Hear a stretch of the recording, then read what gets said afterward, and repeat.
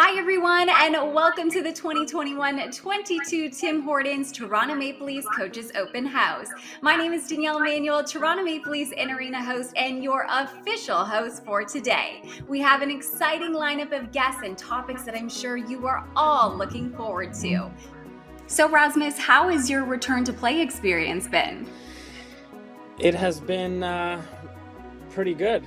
I think it's been obviously a little bit different than normal times, but I think guys in our team, guys around our team, and guys in our staff, and everyone around us has done a terrific job with getting us back in good shape and making sure we're ready to play hockey again. So it's been different, but I think at the same time we've been handling it really well, and we're happy to be back playing. My name is Mark Fraser. I'm a former Toronto Maple Leaf player myself, and I have been involved in a variety of Leafs community initiatives throughout the years. I'm excited to now be back with the organization and be a member of the player development space as I'm part of the equity, diversity, and inclusion team. I kind of fell in love with hockey later in my life than I think a lot of people on this call did. But I started watching it during the Bruins 2011 Cup run because I'm from Boston, and then I went to Boston University and I fell in love with college hockey there and just went to every BU game that I could and thought I wanted to cover hockey and be a journalist. And then I realized my senior year while I was doing that I wanted to actually work for a team and be on the inside helping a team win. I played pretty much all my life, and I played on the national team for 16 years. Been to 9 World Championships, 3 Olympics, and I was coaching after I retired from hockey. I coached at the University of Calgary for 14 years.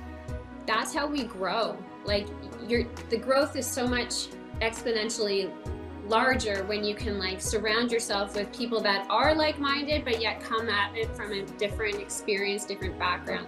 Now the kids growing up in the game, the boys and the girls are seeing more and more women in the game, and when they get to the next level they used to have the women's maybe coaching behind the bench or teaching or on the ice. For me, when I've been here only for 7 months, but when we teach the guy Marlies Leafs or any prospect, they don't care if it's a woman or a man. As long as you know what you're teaching, you prepare, and you have something to offer, they have no problem with that. Say that my job didn't exist in hockey 7-8 years ago. So if you can think of it, honestly, there might be an avenue for it.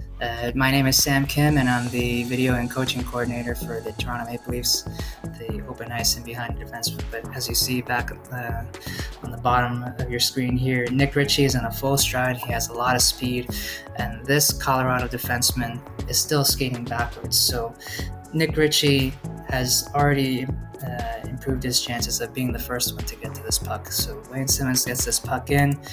Nick Ritchie is already on his way at full speed. Because the Colorado defender had to turn before he can go and get the puck, Nick Ritchie is the first to get to this puck. Welcome to our final session of today's Tim Hortons Coaches Open House. My name is Danielle Manuel, and I'll be your host for this session, and I'm really looking forward to this conversation with Maple Leafs head coach Sheldon Keefe. We like to think we're always adapting and evolving with how we practice and how we run our team and how we incorporate these resources that you're talking about. My ability to handle all that, I recognized very early was going to be very important if I wanted to succeed as a professional coach. So working on those communication skills and staying sharp with it, it's been really important for me and something I constantly remind myself to get out and be talking to people, whether it's in person or text message or whatever. Just make sure that you're connecting and giving people the information that they need to do their jobs. How do you find is the best tactic to get the most out of your players, and is it the same at every level? Because as you know, we have a lot of minor hockey coaches part of this call. So what advice would you give to them? It's a really interesting question, and I don't know that it's one that there's an easy answer to, just because every player is different, and every team, the personality of every team is different. So I do think it is different at every level, but I don't think it's necessarily specific to the level. I think it's more just about human nature, and people are different. And what works, with our team and with our players, may not work in another team or another organization or another group of players as you change from year to year. We're talking about motivation. That's a fleeting thing, and you want to capture it on it each day. So we try to, through our daily team meeting, we try to kind of capture that. What's our focus for the day, and something that can get the players to attach to for that day. And you just mentioned some terrific women that are breaking through and getting involved at the highest level. I think that is so important, because that right away is now for young girls coming up. There's women to look at that's saying, "Oh, that's possible. I can do that." Your leaders have to recognize the importance of diverse thought. It's not just having diverse people, but you want diverse thought. We want diverse ideas. We want people that look at things from a different angle. And we've benefited greatly from that.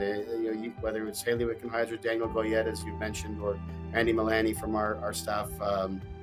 Margaret Hughes works in performance nutrition for us. Leanne Henderson is involved in our hockey ops department.